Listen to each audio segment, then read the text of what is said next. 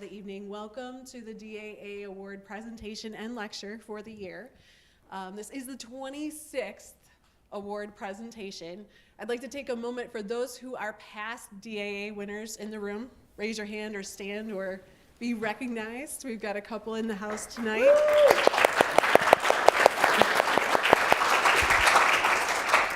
My name is Tracy Sweeney. I was a winner a couple of years ago, but that's not my role tonight, really. I'm just here to introduce a couple of folks for you. We're really here to celebrate Amy, but we've got a couple of pre-show things that we've got to take care of before we get to that part of the evening.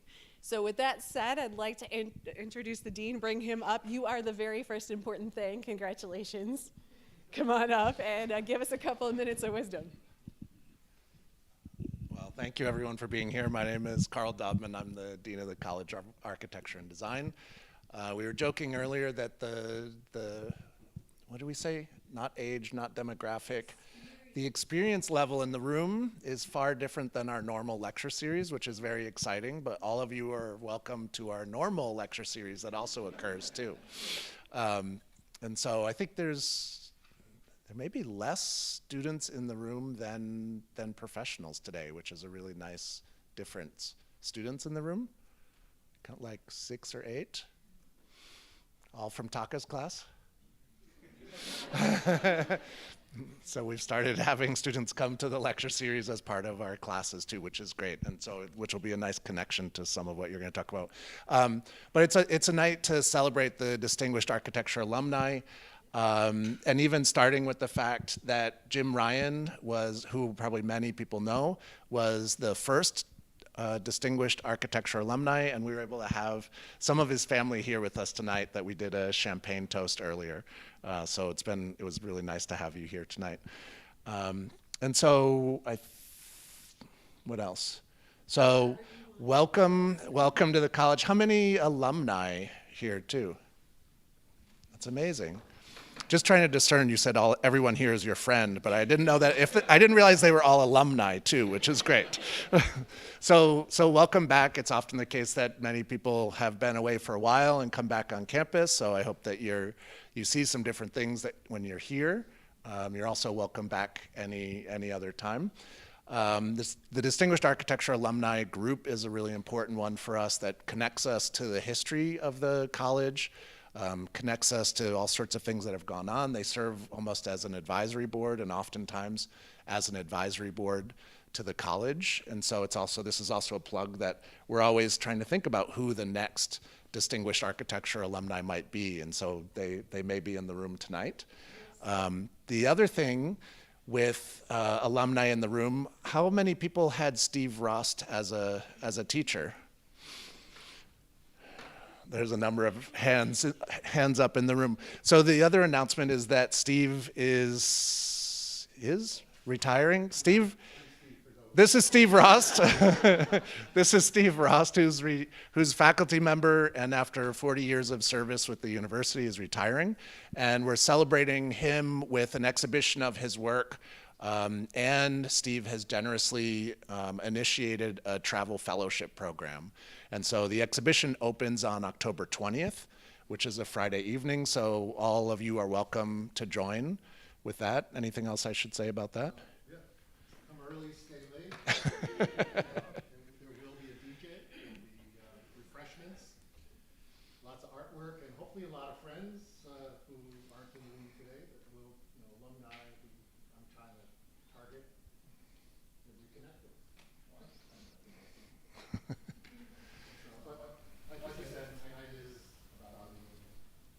But it's also it's a nice connection between a number of things tonight too. Just that I think within the college we've got degrees, probably many architecture alumni in the room, but graphic design, game design, industrial design, car design, and interior design in addition to architecture. And so Steve, in the 40 years that he's been here, has brought art and design into the discussion, so it's multidisciplinary. But I also say one of the things that's amazing about our college and what we do and our alumni is that it's not always just about design, it's about a number of other things. And so we were talking about that before this, and we'll hear more about that there's many different roles within the profession, and it's exciting the way that alumni from LTU are able to operate in the discipline that way. So welcome again. It's great to see all of you here. Perfect. Thank you.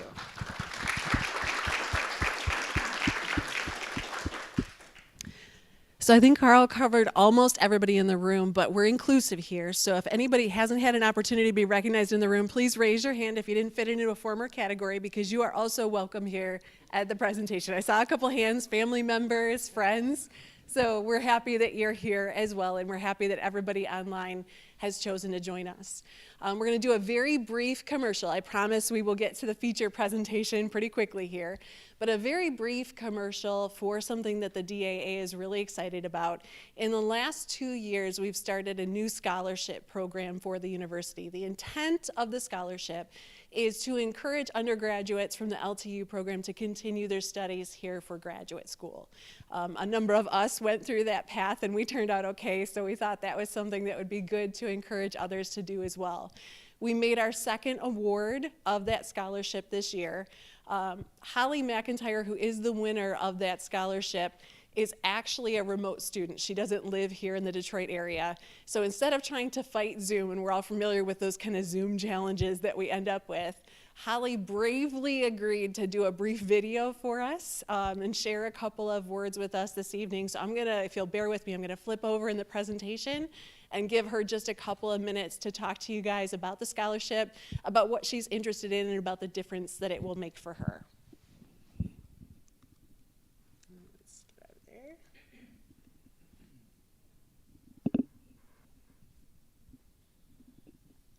Let's give this a go. And I am currently working on my master's degree. That looks like it didn't start at the beginning. Let's try that again. Hi, my name is Holly McIntyre. I am this year's recipient of the DAA scholarship.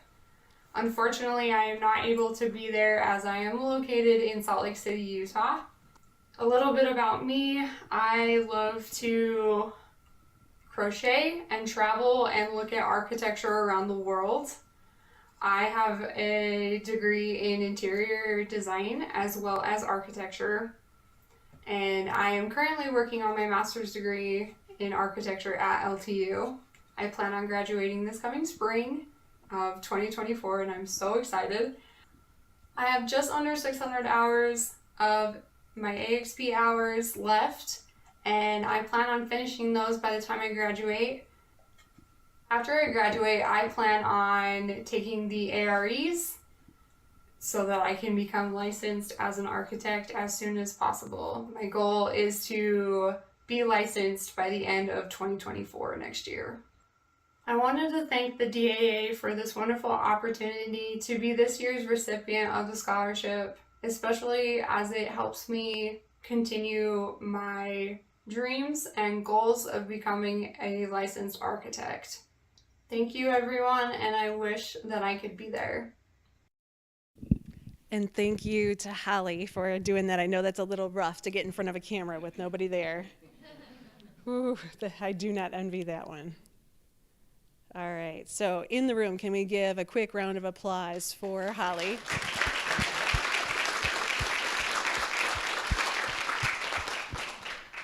Who's ready for a really good presentation? I'm gonna oversell it. Yeah.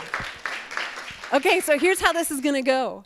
We're gonna have Amy come on up here and give a presentation for a little bit. There will be an opportunity for questions afterwards, so I'm counting on all of you to think up some really good ones. I'm not gonna give a lengthy introduction. I think a bit of it comes from the fact that when I printed your resume, it was about 4 pages long of so many projects. And I think the thing to kind of recognize there, you see the title, this is not a design presentation. And we talk so much about how everybody comes into architecture school, everybody shares a passion for good design. And that's gonna express itself in many different ways. In those 4 pages, I only printed the first one, but the other 3 that are full of projects, Amy has had the opportunity to have impact on so many great projects in so many locations. And I think it's a wonderful opportunity for everybody to get a sense for where architecture can take you above and beyond kind of the traditional path of awards, right? You come and you expect, oh, it's gonna be a design presentation. I think Amy's gonna change your mind that you can have kind of so many different opportunities within the field of architecture. So if you're ready, I'm ready. I'm going to hand it over. Okay. Please welcome Amy.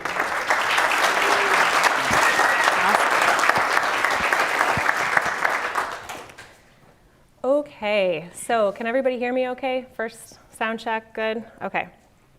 So this is wild. Also, I don't know that a spec writer has ever been honored like this before, ever. So thank you for this crazy honor. There's a lot of you here that I know and have worked with or went to school with over the years.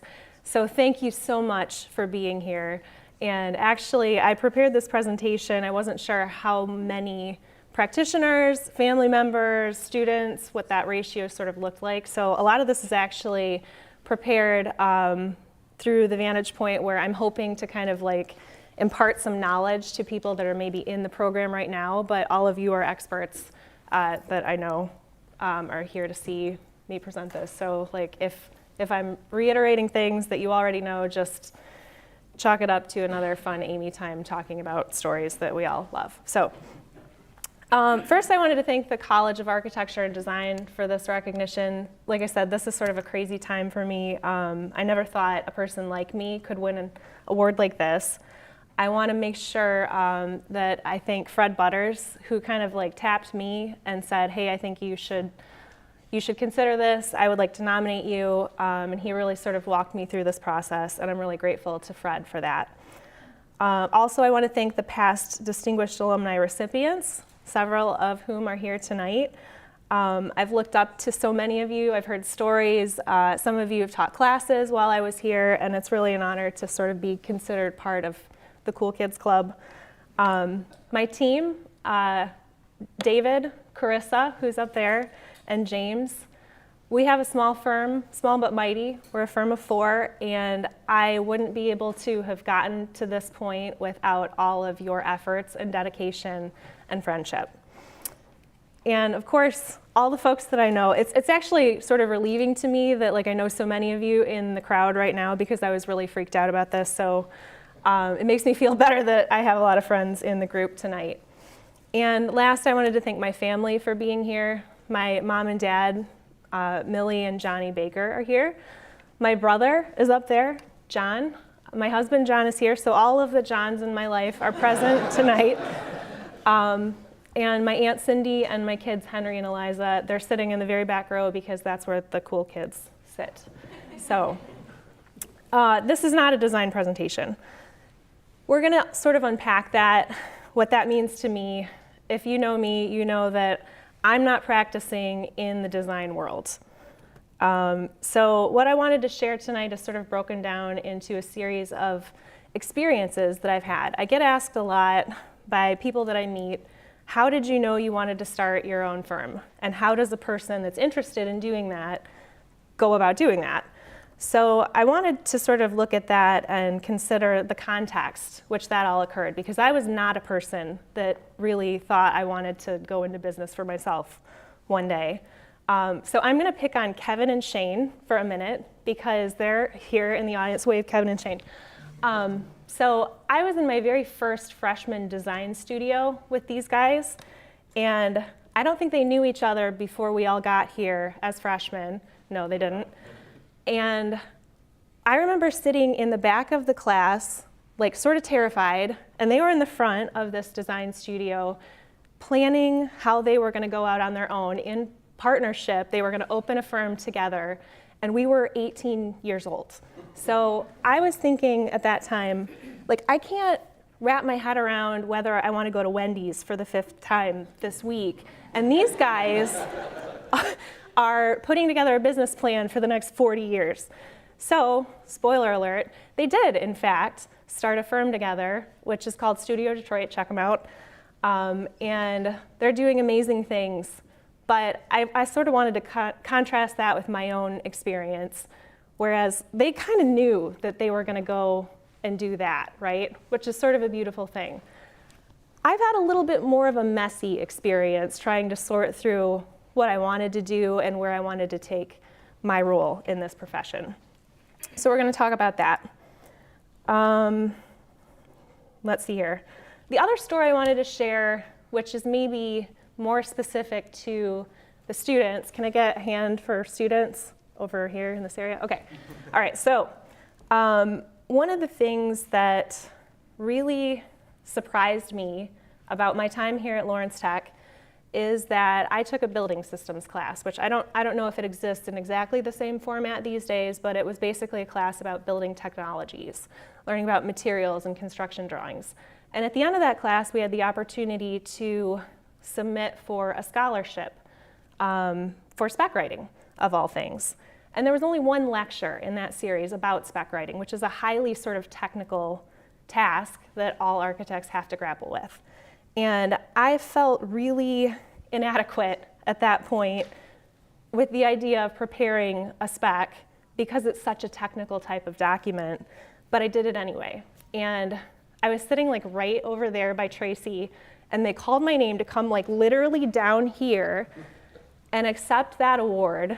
And I was terrified and like red in the face and sweaty and nervous, so like same. But like, I was so glad that I did that, because what I didn't realize is that that would set me up to have interviews and discussions with employers that really wanted to focus on that specific thing. And I would encourage anybody that's in the program right now to look for those opportunities and take advantage of them, even if you don't feel like you're ready to jump into something like that, because you never know how that might actually change your trajectory. So, let's see here. The first thing I wanted to talk about is the idea of replacing expectations with curiosity. So when we graduate from architecture school, our expectations might be that we're going to work on international projects of significance or something, you know, that's going to change the world, right? Because those are the ambitions we have when we graduate from architecture school, which are great ones. And that might look something like this, right? Awesome. Some of us do actually go on and do things like this. But what that looked like for me was more like this.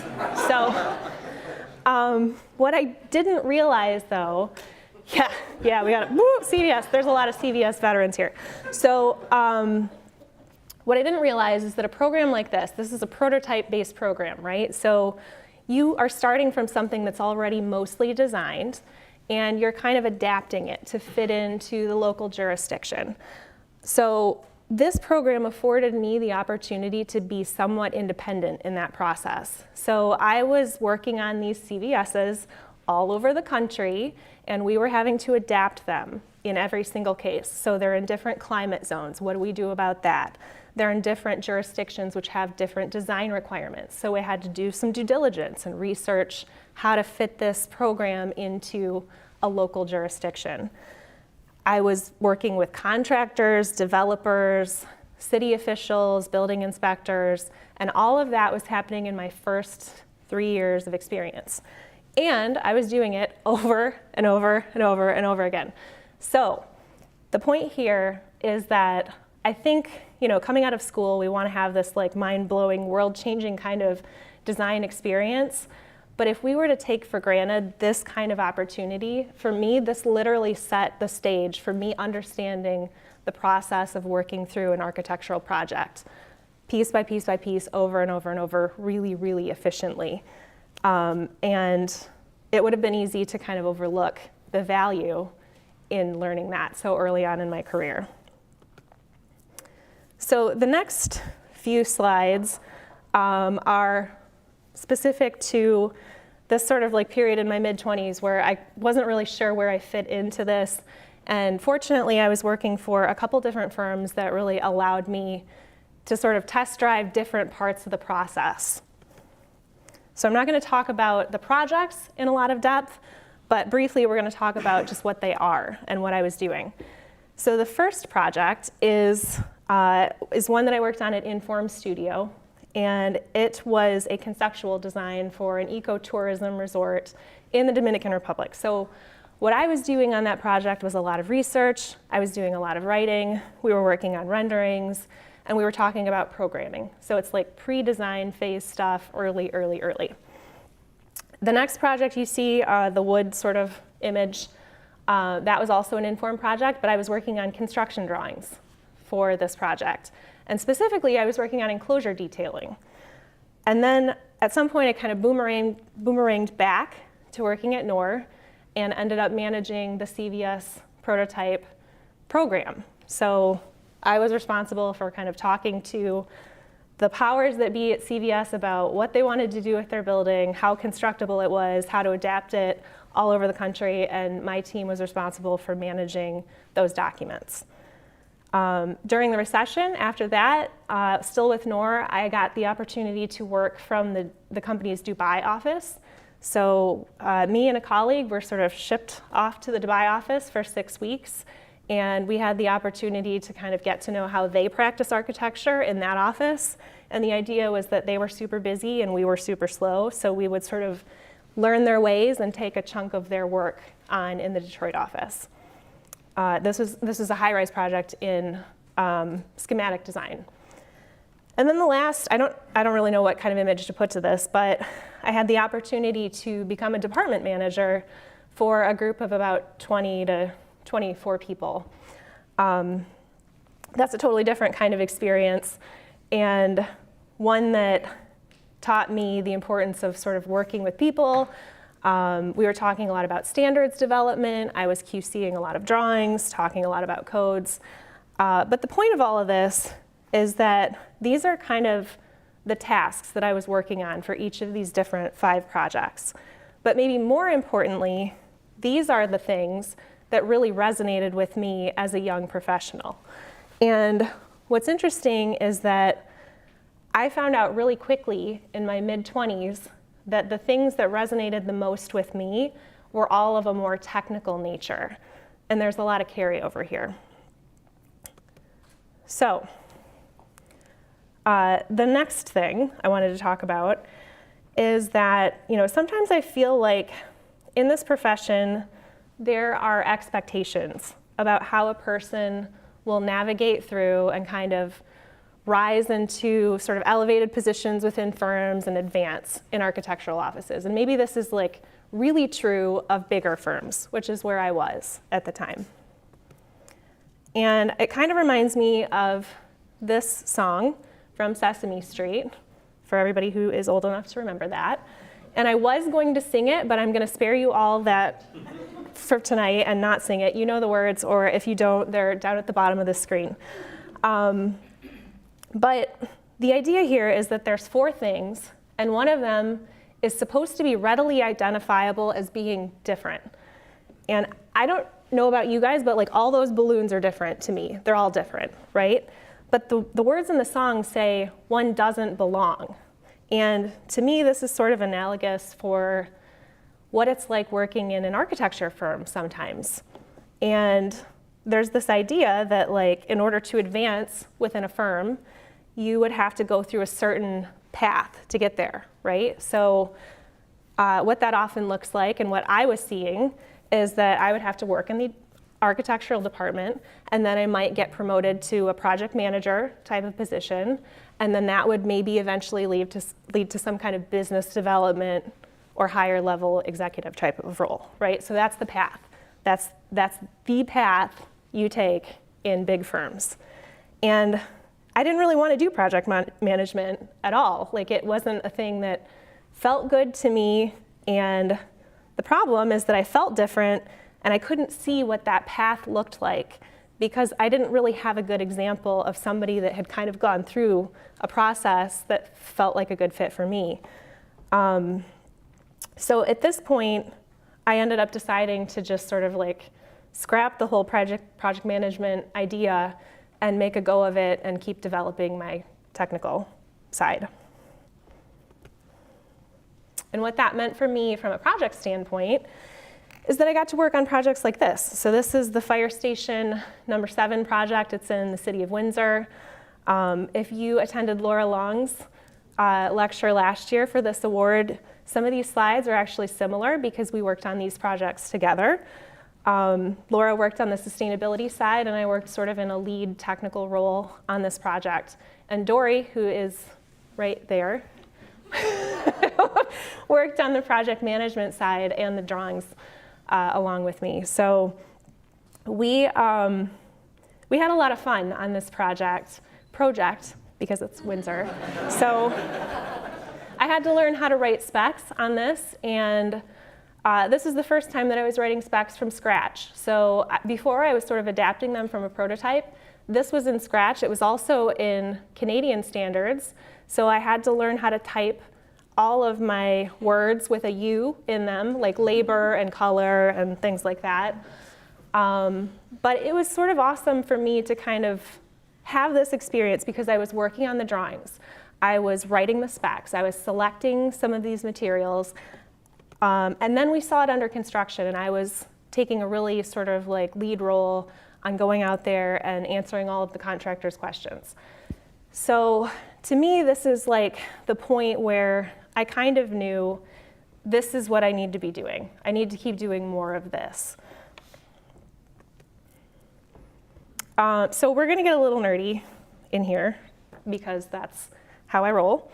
I had the opportunity in 2015 to join Hamilton Anderson Associates, and Mark Farlow emailed me that he wouldn't be able to be here. Some of you that are in school might recognize him as a teacher here, and some of you obviously know him professionally because a lot of you have worked with Mark.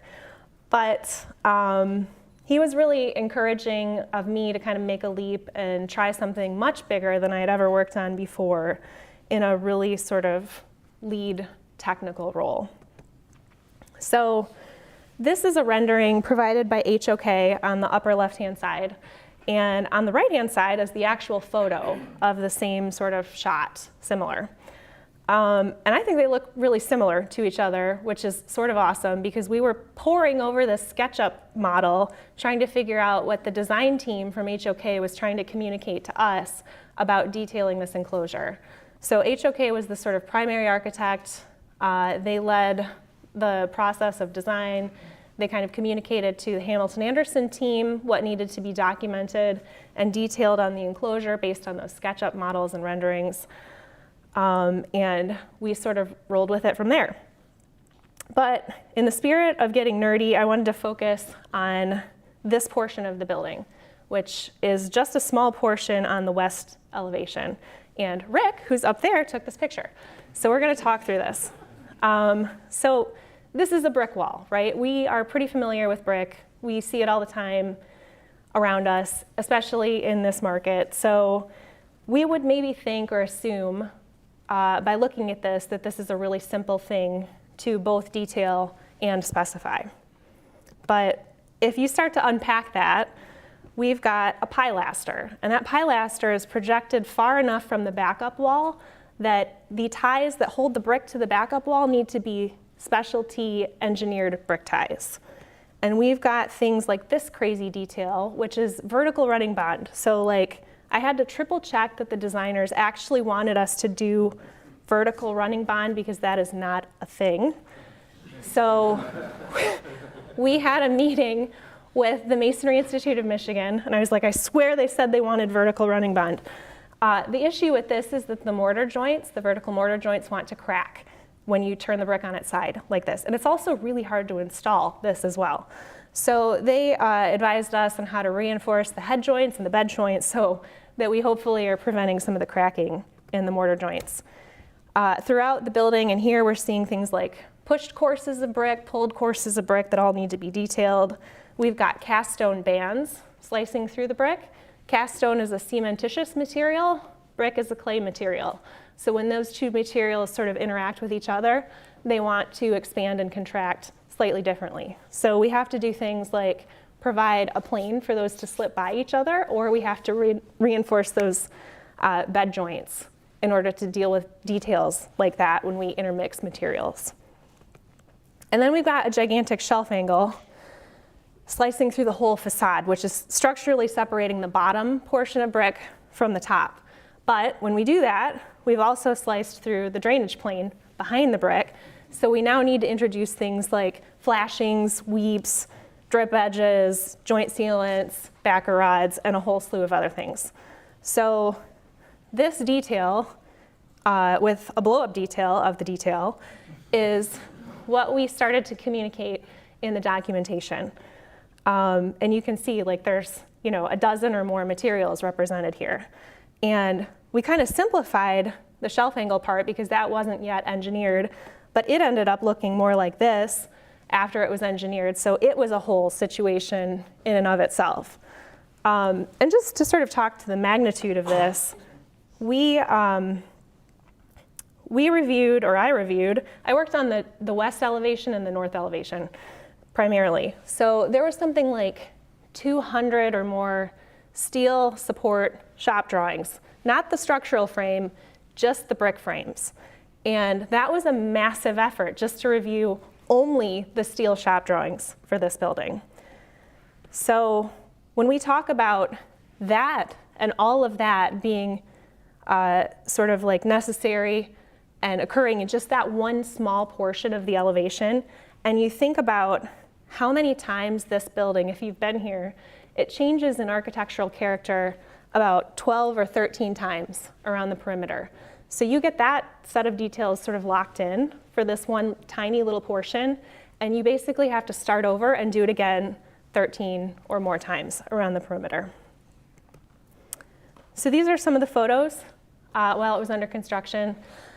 I loved being the architect that had to go out there every week and attend the trade contractor coordination meetings. They always wanted me to advise them on what the final color choices were. And I was this close from making another, this is a Amy creative shirt endeavor, and I was gonna make another shirt that said, I don't pick the colors. But I was there to sort of answer questions in real time as they were coming up during construction, and they were literally working on top of each other. So it was sort of a chaotic thing to see what was happening in the construction trailer. And this is the team. I don't know if I'm allowed to say it's a team of badasses, but there's no other way of describing this group that worked on all of these details on Little Caesars Arena. So that brings me to this topic, which again may be more relevant for people that are starting their career or are in school thinking about starting their career, but I think there's some good things to consider, maybe even for other firm owners. Some of you are in the group now, as we're all navigating what mentorship means right now in the profession. So, does anybody recognize this guy? No, okay, good. The answer is you shouldn't recognize this guy because this is what I typed into an AI image generator with the words senior architect mentor at drafting board. So this is not a guy. And actually, I dropped this photo in and realized after the fact that the AI generator has done some wonky things to his hands and his elbow, right? So we know this guy is not a real guy. But in our minds, minus the elbow monster, a lot of people are thinking as young professionals that we're lacking mentorship in this profession, right? Because in our minds, we've been programmed to think that we need a very senior sort of expert person within the firms that's gonna show us the ropes and teach us all the things we need to know. But the reality is that that person is very rare, and especially with the monster in the elbow. But what somebody pointed out to me somewhere in this journey is that mentors don't need to be like this. It's not a singular person. And I love that so many of you are in this image right now and you had no idea that you were gonna show up in it. But this is my group, these are my people, right? So like, so many people have made such an impact in my career. And the mentorship here is not about somebody being super senior compared to where I am. Maybe mentorship is about connecting with a peer or a near peer who has a different experience that's willing to teach you things, or maybe a similar experience and you have a lot of trust, mutual trust in each other. So like, this is maybe one of my favorite images, and I'm hoping that like a few of you are sort of shocked about this being on the screen right now. But I think the idea of mentorship, we've got it all wrong It's not about a singular person. It's really about finding your people and building that relationship with them so that there's sort of a trust, an exchange, and a support system, just like this. So now I'm going to talk a little bit about what we're doing as a firm of four. Most of you that know me know that we sort of split our time practicing architecture like a normal architect would. And we also have a pretty big spec writing consulting practice under the sort of same umbrella. So 2018, a little over 5 years ago, is when I decided to hang my shingle. And at this time, remember, like, I have never been a project manager, and because I was working in technical roles within the firm, I was usually not client-facing very often. So I didn't have a lot of client contacts. And going out on my own, I also realized I didn't really want to offer design services either, because that's just not what I do. So what does an architect that's not a project manager, that doesn't offer design services, that doesn't have any client contacts, do to find work? So what's wild about this scenario is that I didn't really have to do anything, in large part because of the people in this room. I had unintentionally, I think, built my own brand, and that was in the very technical end of the spectrum. I was working with so many of you in the audience tonight, and as coworkers, I think you kind of knew me as that person that was gonna dive into a spec question or a code problem. I was really geeky about building enclosures and detailing. So informally, I kind of like established this brand identity for being a very technical type of architect. So when I went out on my own, all I had to do was share with all of you that that was happening, and all of you said, cool, we're all dispersed now, and there's a lot of people that need that kind of assistance and those services. So I really have a lot of people in this room to thank for the fact that I didn't really have to market anything when I went out on my own, which is a pretty awesome and crazy thing to be able to say. So first I'm going to touch on the architecture part of our business. These are all projects where we did not provide very extensive design services. So I've said I don't design anything, and that's not totally true. There's always design of some kind in every project. But these clients, what's common among them is that they're all small businesses in the community, right? So we've got a co-working space, a restaurant, a vet hospital, a coffee shop, a medical office building, a daycare, and a wine shop. And their goal wasn't for me to kind of come in and tell them what they should or shouldn't do. Their goal was to open their business. And what they were looking for from me was the ability to get from point A to point B, opening the business, as efficiently as possible. So when I say the CVSs really set me up to work through a process efficiently, this is exactly what I'm talking about. And I think, you know, we talk a lot about in architecture a desire to create change and enhance the community and the neighborhoods that we live and work in. And that statement is always followed by through design, right? So we want to change the community for the better through design. And that is true. We should all still aspire to do that. But what I found out working independently on projects like this are that I can still make a positive impact on the community without design being the primary service that I'm providing. So I'm really proud to be able to support the small businesses like these to get to the finish line so that they can be a contributing member of the community and the neighborhoods that they're opening up in. I'm gonna take a drink. Sorry. So sometimes, though, I do work on projects that require more extensive design services. And these two projects were done in collaboration with Dash Marshall. and they are a New York-based firm, and one of their folks has sort of a remote office here in Detroit, Brian Boyer, and he reached out to me about working on these projects together, and we had a great time. So I was involved in the early stages while he was working on the design. He was kind of the primary contact for the client on these projects, and I was kind of working behind the scenes, informing things like codes and materials and constructability. And I'm really pleased with how both of these came out, and it's exciting to me to still be able to participate in design projects, but in the kind of role that feels right as a fit for me. Same is true of these 4 projects. These are done in collaboration with Carl Bolifer, Bold Studio. And if you guys are not following what Carl is doing, I highly encourage you to do so. To me, Carl is one of the most well-respected designers in the city of Detroit right now. And I love to be able to collaborate with Carl on whatever he's working on. He's such a talented designer.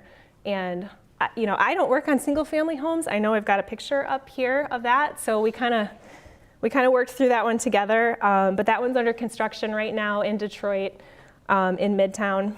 These other projects are also in Detroit. So there's a townhome project in the historic district of Brush Park. One is a historic renovation of a 42-unit apartment building in Detroit, and the other is currently in design, and it's also in Midtown. So it's a sort of mixed-use multifamily project. So what do? We collaborate. We are a small firm. We have limited bandwidth, but we're small and mighty, right? And we get even mightier, and we expand our ability to sort of like do bigger things when we collaborate with other small firms who are just as passionate and agile as we are. And these are some of the folks that we've collaborated with over the past few years that have really made such an impact on how we conduct ourselves and do business. And we, as a team, what's really neat for the client, I think, is that what we're essentially doing is we're piecing together professionals that are really passionate about their piece of this project, right?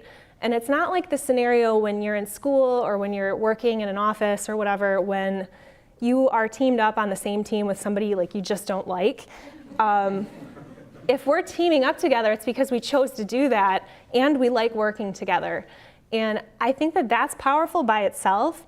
But when you look at that in combination with the skill sets we're sort of piecing together based on a project by project basis, that's a really powerful thing that we're able to do. So even though we're small and independent and working by ourselves, I love this scenario for us, and I'm excited to be able to work in this way. So what we are arguably more known for is our spec writing services. This is a core service we provide to other architects, and there are not many universal truths in architecture, except that architects hate writing specs. So, yeah, that's a universal truth. So before I explain a little bit about what we're doing on the spec writing side, for the folks that don't understand what spec writing is, I'm going to kind of talk through that really briefly. If you think about a building like we think about a cake, we have a bunch of ingredients, right? So if we pick the right ingredients and we use them in the right combinations and we follow a set of instructions, we get something that looks like that. If we use the same ingredients, but maybe the proportions are a little off, maybe the oven is set to the wrong temperature, maybe we accidentally swapped out an ingredient and didn't realize it, we might get something that looks like that. And the magic here is in the instructions that we're providing, right? So drawings are communicating quantitative things. We're talking about the arrangement of the materials, the building, how it all fits together, the dimensional requirements, the spaces. Specs are talking about the qualitative expectations for the project. And the specs are entirely a written document. It's not drawings at all. So when we're talking about spec writing, this is probably why architects hate it. It's because it's really nuanced and sort of nerdy and really specific, and there's also no drawings associated with it. So these are some of the projects that we've worked on since 2018, when we started writing specs for other architects. I think when I did a quick count, we have specified about 200 projects in the last 5 or so years for firms all over the country. And that is probably about 35 architecture firms, I think, give or take at this point. And we also write specs for manufacturers. So when manufacturers put guide specs out into the world, we have written guide specs for about 20 different building product manufacturers as well. So I wanted to talk through my flow chart of Amy's reality and talk about specs and how I think a lot of people perceive specs to fit into this process, and then how I think specs fit into this process of reality, getting from ideas to reality. So this is the perceived way specs fit in. We start with an idea. This is when we're designing the building. And at some point, we move forward and we start documenting that building. And at that point, we're starting to introduce and talk about the building materials that are required. And then the thought is, okay, cool, I'm gonna throw that over the wall to a spec writer. They're gonna go into more detail about the materials for the building and talk a little bit about how they're fabricated. And then we're all gonna throw those documents over the wall and hope that a contractor knows what to do with them. So in some cases, the architecture firms don't have spec writing capabilities, so they skip the spec writing part altogether because they don't really know how to put that kind of document together. So if we were to take that piece out, you can see that we've actually got a gap in communicating the materials and the fabrication and the installation requirements to the contractor. So you're putting a lot of trust and faith in the contractor's ability to look into a crystal ball and figure out what we're all trying to talk about when we're detailing and designing buildings. So to me, this is a much more blended kind of process, meaning because as a spec writer, we're constantly researching building materials, I think that that can inform the design process in making sure that when we're talking about trying to align a certain type of material with an application, we're doing that in a way that makes sense. I think it also overlaps heavily with the construction side, where we're talking in more detail about the fabrication and the installation expectations that the contractor is going to have to move forward with in their contract for construction. So I've got 2 examples, and then we'll sort of wrap this up, from 2 spec projects that I've worked on recently. This one is called Larch House. The architect is Olson Kundig, and it's in Montana. So I saw this rendering and I was like, what is that reception desk stone-like thing? Because there were no details at the time. And they said, it's a basalt column. And I was like, okay, cool, what's a basalt column? So that's a basalt column, and that's how it comes out of the earth. And their idea is that they wanted to sort of like see that and in all of its sort of like rough, natural format, and somehow morph that into a reception desk with like the ability to put cash drawers and like a countertop and all of that. So these are not light things. So I kind of asked the design team, I was like, are you gonna build a foundation for that? Or like, how are we gonna detail that, right? And they, quite honestly said, we haven't gotten there yet, we don't know. So I asked if it was okay if I called a quarry, so I did. And I talked to the fabricator at the quarry and had this lengthy discussion about how they would take the stone out of the earth and saw off the faces of these basalt columns, giving me tolerances for how thick they thought it would be and how long of a piece they could ship and how much these things weighed. And we kind of came up with a strategy to kind of clad this reception desk with basalt column faces.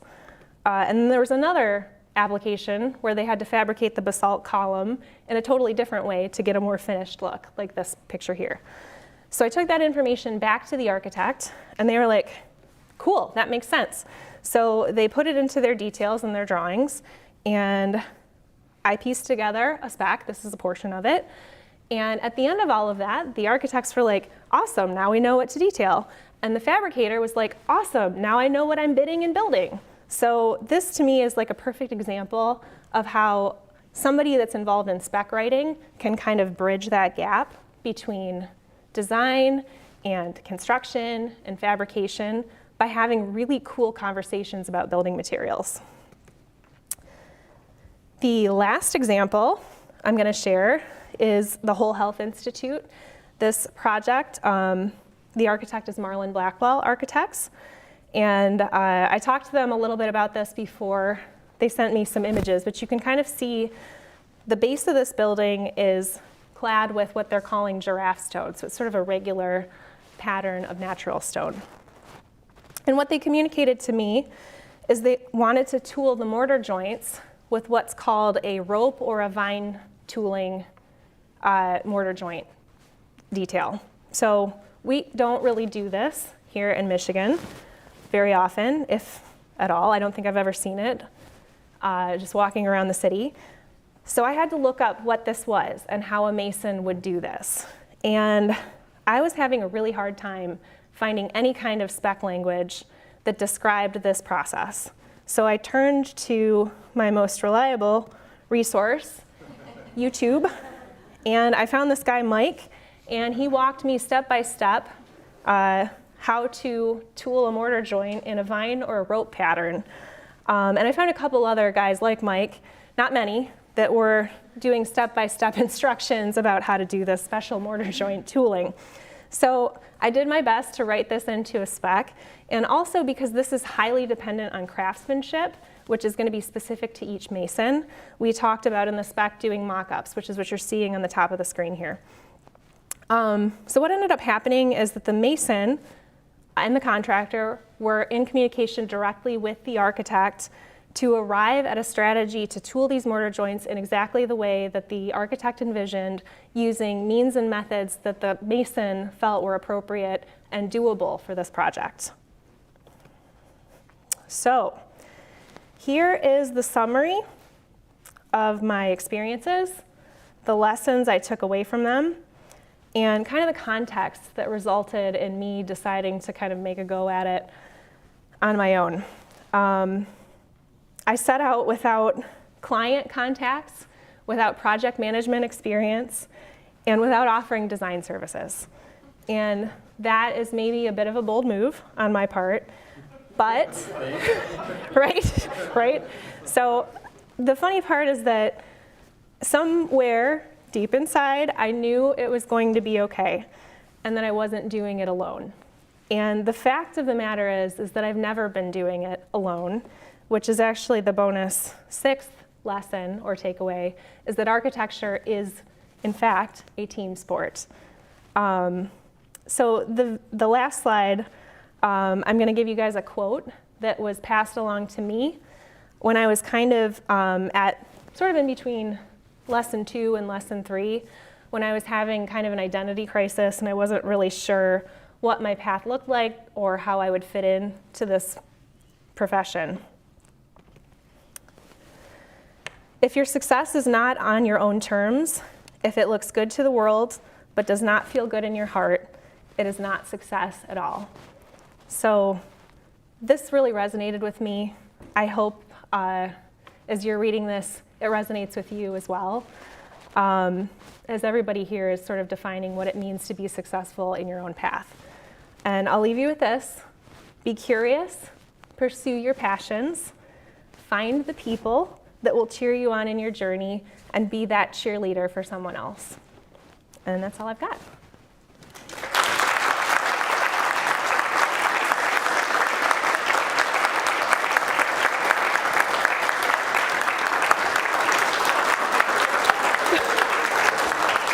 Oh, you guys are so good. Thank you. I've sort of unwittingly played right into the hands of this presentation. So as a designer, I got up here, I said, we've got an award, isn't that exciting? We've got Amy and she's amazing and you're gonna love this presentation. And you'll recognize that we're here for an award presentation, and the question you might be asking yourself is, where in fact is the actual award? And that's why we need people like Amy, because now I'm organized enough to have it. So this is the official presentation. Thank you.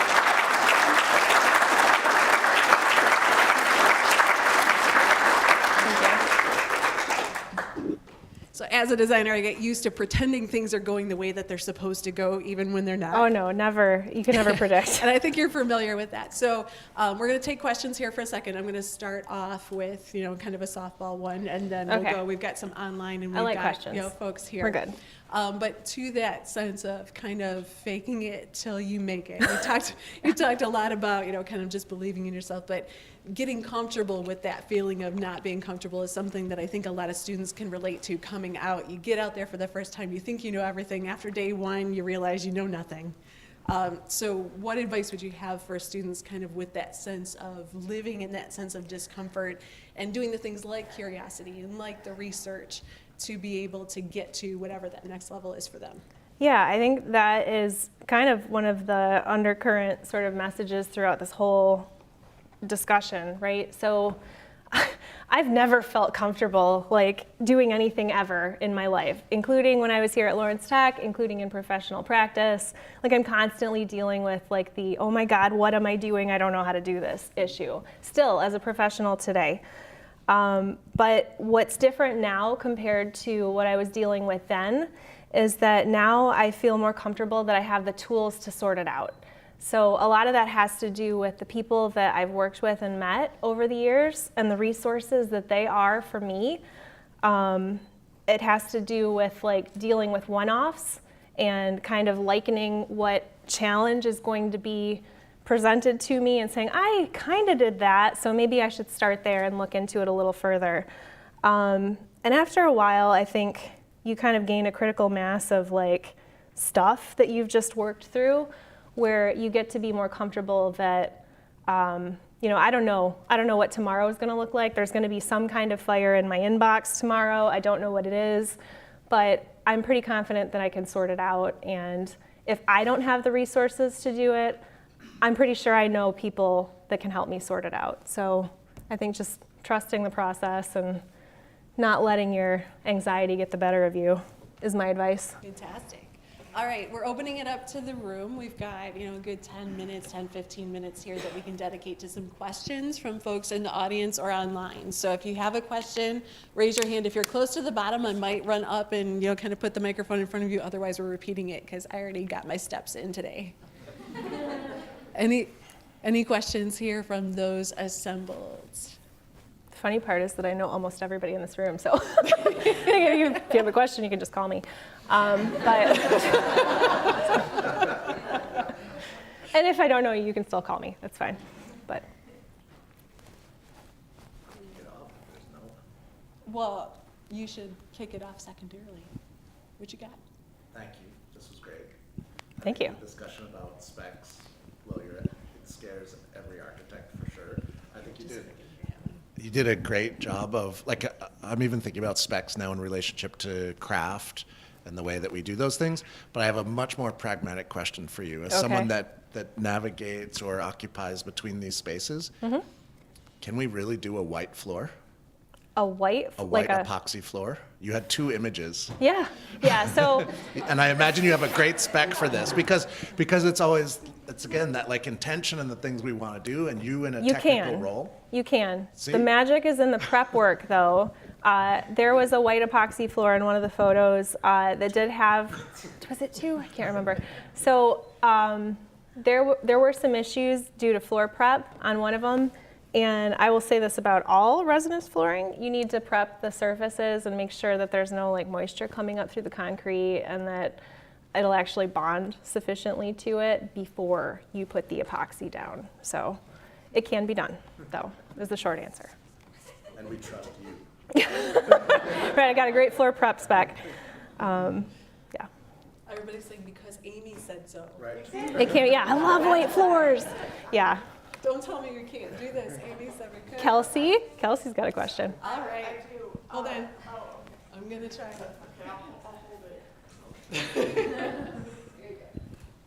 So the giraffe stone specifically, is there a submittal for the stone like pre-cut, or are you relying on the masons in the field to like take raw stone and cut it to that specification that you wrote? Yes, so that was also to be evaluated in the mock-up process, because with something that irregular, there's no amount of spec writing or detail that I could put into words to describe exactly what needs to happen. And nobody is going to like apply dimensions and angles to that kind of, like, it's just impossible. So what we're trying to communicate in situations like that, with both the shape and the size of the stone and also the tooling of the mortar joints, is that, you know, they can put a basic sort of idea together about how much effort is going to be required based on the renderings and the drawings, and the specs, which talk about mock-ups. But the final decision needs to be mocked up physically, usually with several iterations, so that the whole team can kind of find the best fit for the project. But so they would deliver like the stone uncut to the site, and the masons are kind of like breaking it or cutting it. They're cutting it to fit together, yep.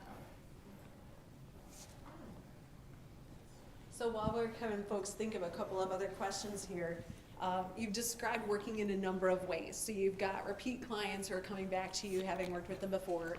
You've got folks just calling. If somebody was looking at, you know, kind of the model, you know, you're starting this business, you're doing, how would you kind of percentage-wise say, you know, I've got X amount of repeat clients, and then I just get a lot of random phone calls as stuff comes up and people realize they don't got it and they need me to help me, you know, kind of. I don't know if this is like being broadcast. Maybe I should not say it on a live broadcast, but so I have a separate phone number for the people that don't know me. That's the one on the website. And if I get a call at that number, I know that it's maybe not a super serious question. So I can automatically kind of tell the people that are kind of just fishing and like pinging random architects on websites on Google searches, versus those that actually know me or have a referral who know how to reach me at my actual phone number. But I would say most of my clients, well, almost all of my clients now on the spec writing side are repeat clients. Once in a while, we do get a new client who finds me on like social media, which is totally crazy to me. And then they become a regular client. That's happened several times through no other connection than just like they found me on social media. So almost all of the spec writing clients are very regular clients of mine. On the architecture side, that's usually a referral, or in cases when I'm working with Dash Marshall or Carl, like they're doing the front end stuff before there's ever a need for me to be involved. So they're actually the ones that are bringing me in and saying like, hey, do you want to partner on this project? So I spend very little time like finding new work now, because it just kind of takes care of itself, which is totally awesome, but like I think maybe a little bit unique to my situation too. So, I see a hand. I'm coming. I think I can probably yell loud enough. I might have to repeat it for online, because that's Got it. that's what this is for. Okay. So, as one of the many who have found it a great joy to challenge you being uncomfortable, I thought it was So really interesting that you entitled kind of the presentation as not a design presentation. Yeah. So I'd love to hear kind of your thought process behind why it wasn't, and challenge those of us who would say that was very much a design presentation. I am really glad you picked up on that nuance, and I was sort of hoping that you and or Mark Farlow would be in the audience, because you both have repeatedly told me, like, you are a designer. So I am a designer, actually, when all is said and done. It's just that for me, when people talk about the tasks associated with design, we're talking about sort of front loading that in a lot of ways. We're talking about like the idea. Like if you gave me a blank sheet of paper and said, good luck, come up with a building, I would be paralyzed with that because there's no constraints there. But for me, I'm still doing design work. It's just that I function a lot better when there's more constraints involved. So to me, spec writing is still part of design, but I'm dealing with real things. Like there's a real contractor that has to put a real dollar value to that at some point and use hands and tools and equipment and machines to build real things with materials that are real that exist in the world today. So, and I think that like solving that piece of the puzzle is actually design when all is said and done. It's just that I'm more focused on the technical design side of things. So it was kind of tongue-in-cheek saying it's not a design presentation because obviously we're all doing that in some form or another. But for me, what it means is I'm not doing front-end design stuff. I see a hand. I'm running.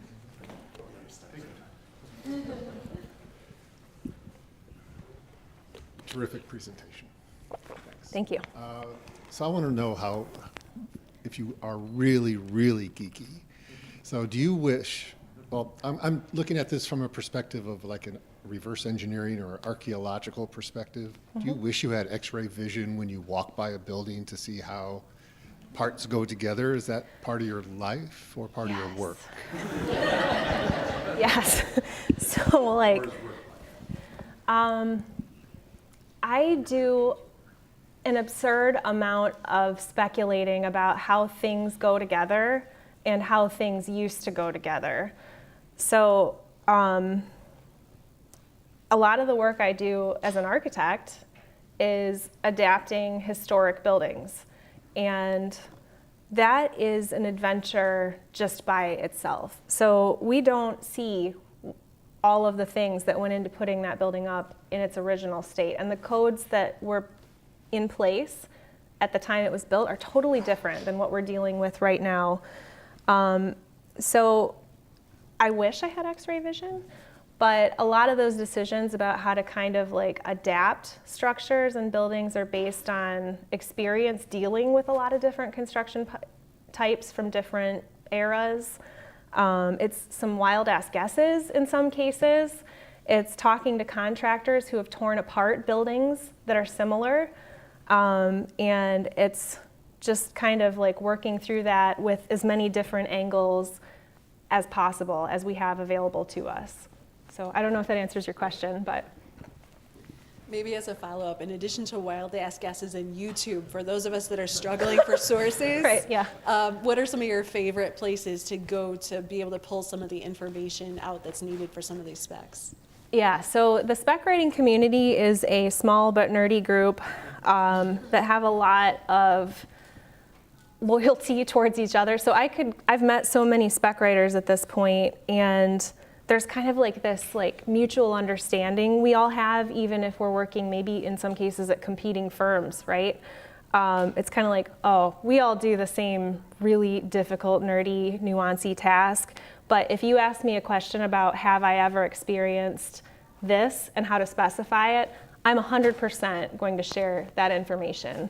In fact, that just happened this week with another specifier, and they were asking a glazing question amongst a small group of other specifiers. And this is the kind of stuff we do every day. David on my team is a veteran specifier, and sometimes I just call him up and pick his brain and ask if he's ever seen or done things in a certain way.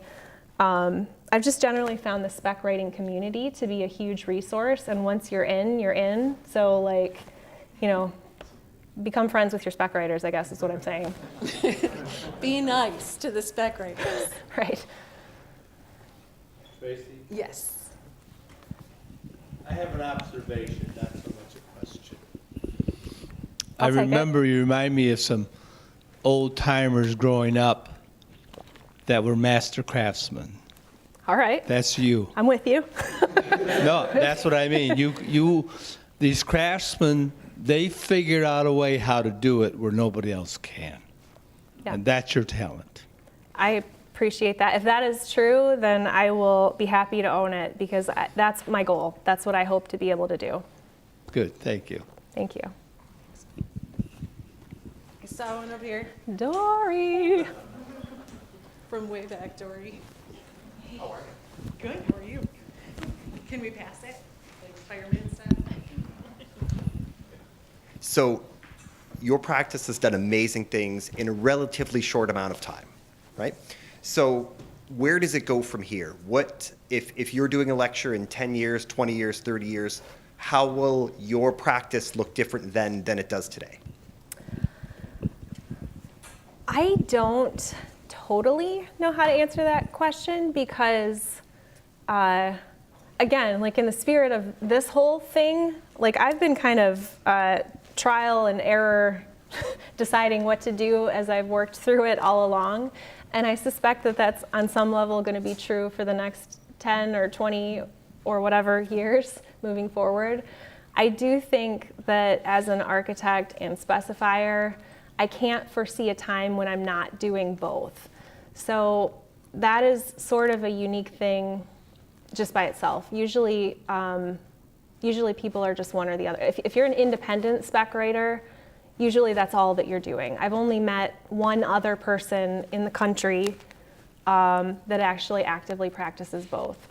So I think that's maybe a little bit unique to me, but I use them both to reinforce each other. So sometimes when I'm like stuck in spec writing world and it's frustrating and it's tedious, I just need to like draw for a minute and detail something and work out a construction problem, right?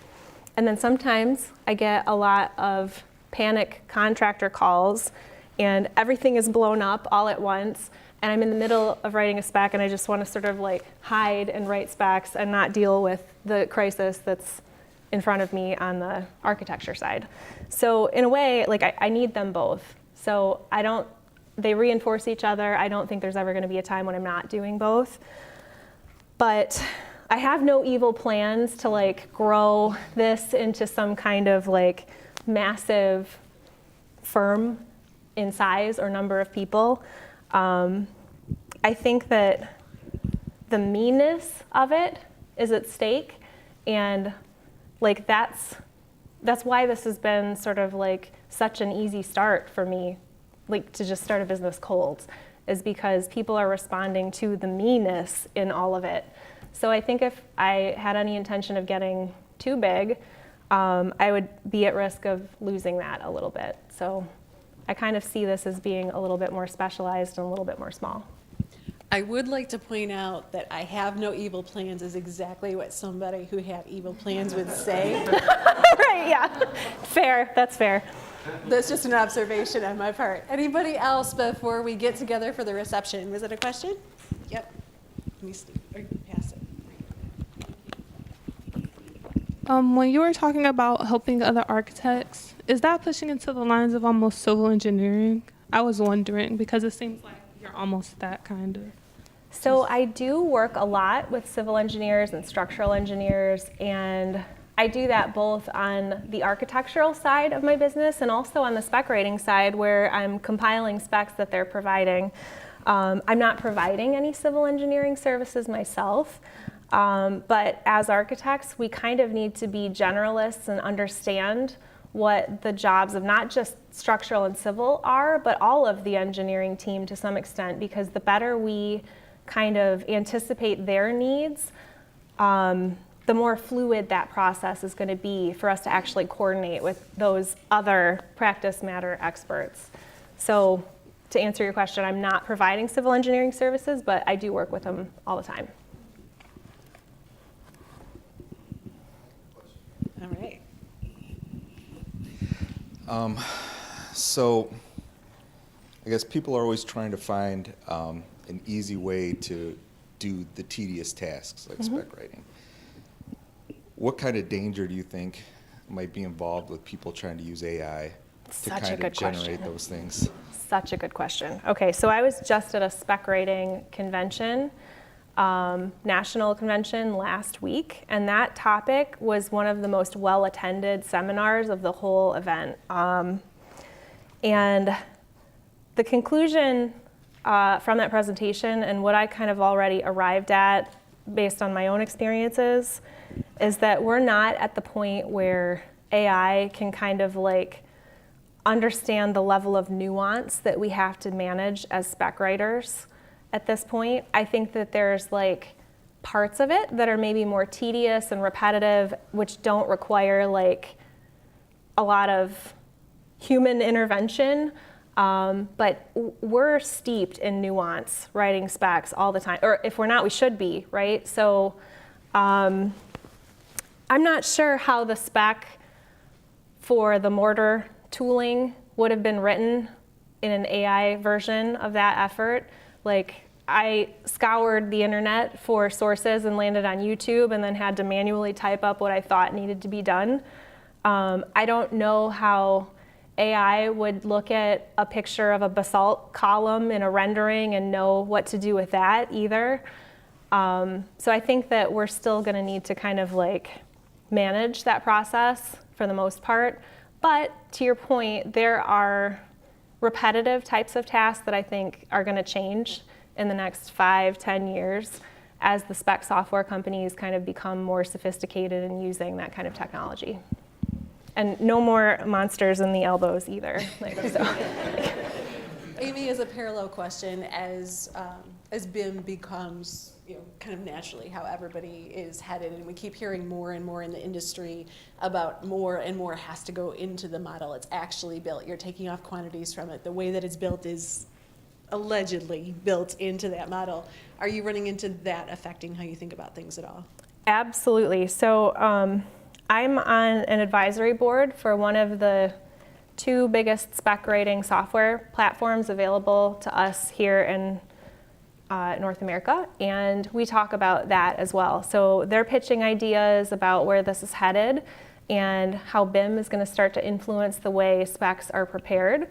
And the spec writers in the advisory board are sort of like countering that with, well, let's break that down, right? So in any office setting, the people that are doing the majority of the modeling and drafting work are likely less experienced people.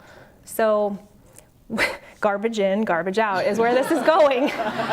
We can't trust the sort of quality of the models in a lot of cases, at least not right now. So I think that, it could be the case that the role of the spec writer kind of evolves, and this is like some crystal ball, far out thinking. But maybe at some point the models are starting to do a better job at being more accurate and kind of like informing how to prepare specs more directly.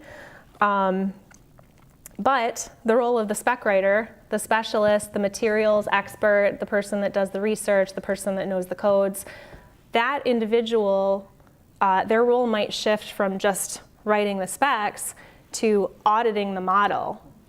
Because it's sort of like the same kind of task, right? Where it's sort of an expert kind of role, but maybe we're not the person doing the writing anymore. Maybe we're the person like auditing the model.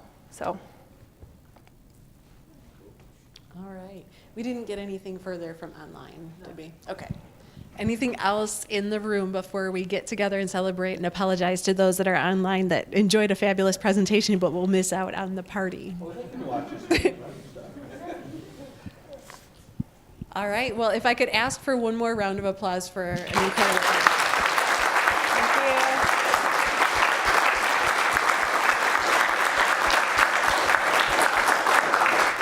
I think that officially concludes our in-room activities for the evening. The reception itself is the gallery downstairs, is that correct? Okay, so downstairs where you came in the gallery.